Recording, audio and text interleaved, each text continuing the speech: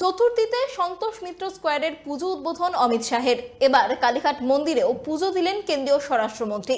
এরপর কালীঘাট মন্দির থেকে সল্টলেকের ইজেডসিসিতে পুজো উদ্বোধনে যান অমিত শাহ।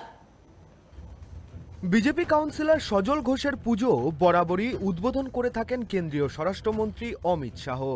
2 বছর আগে অর্থাৎ 2023 সালে রাম মন্দির থিম করেছিল সন্তোষ মিত্র স্কোয়ার। সেই সময়েও শাহ উদ্বোধন করেছিলেন। 2 বছর পর এবার ফের একবার সজলের পুজো উদ্বোধনে এলেন কেন্দ্রীয় স্বরাষ্ট্রমন্ত্রী। উদ্বোধনী মঞ্চ থেকে দেশবাসীকে দুর্গাপুজো শুভেচ্ছা জানিয়ে শাহ বলেন, বাংলায় এমন সরকার হোক যারা সোনার বাংলা গড়তে পারে। আমি মায়ের সামনে এই প্রার্থনা করেছি, গড়ে উঠুক কবিগুরুর বাংলা। मैंने मां के सामने प्रार्थना की है कि इस चुनाव के बाद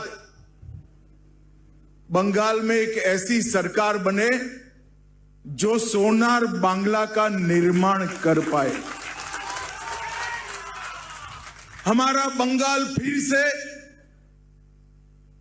सुरक्षित, समृद्ध, शांत, सुजलाम सुफलाम बने और यहां पर कवि गुरु के कल्पना के बंगाल का निर्माण हम कर पाए। পাশাপাশি সন্তোষ মিত্র স্কোয়ারের পুজো মঞ্চ থেকে কলকাতায় ভারী বর্ষণে বিদ্যুৎপৃষ্ট হয়ে মৃতদের পরিবারের প্রতি সমবেদনা জানিয়ে শাহ বলেন, বিজেপি নেতাকর্মীরা মৃতদের পরিবারের পাশে রয়েছে। दुर्गा पूजा के शुरुआत में ही यहां भारी बारिश हुई। बारिश में 10 से ज्यादा लोगों का जान गया। मैं उन सभी दुखी परिवारों को उनके दुख में हम सब भारतीय जनता पार्टी के कार्यकर्ता सहभागी हैं और उन सबको भी मनपूर्वक श्रद्धांजलि देना चाहता हूं।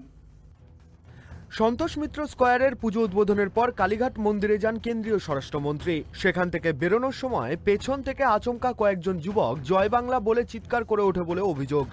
বিজেপির আরও অভিযোগ, স্বরাষ্ট্রমন্ত্রীর সফরের কথা মাথায় রেখে তাকে স্বাগত জানিয়ে ফ্লেক্স ব্যানার পোস্টার লাগানো হয়েছিল। সেই পোস্টার ছেঁড়া হয়েছে, যদিও তৃণমূল এই বিষয়টি অস্বীকার করেছে। এরপর কালীঘাট মন্দির থেকে সল্টলেকের ইজেডসিসিতে পুজো উদ্বোধনে যান অমিত শাহ। সঙ্গে ছিলেন বিজেপির রাজ্য সভাপতি শ্রমিক ভট্টাচার্য, বিরোধী দলনেতা শুভেন্দু অধিকারী। ফিতে কাটার পর প্রতিমার আরতিও করেন স্বরাষ্ট্রমন্ত্রী, তবে সেখানে বেশিক্ষণ ছিলেন না তিনি। এরপরই বিমানবন্দর থেকে ফেরার বিমান ধরেন Amit Shah. Bureau report, tribe TV Bangla.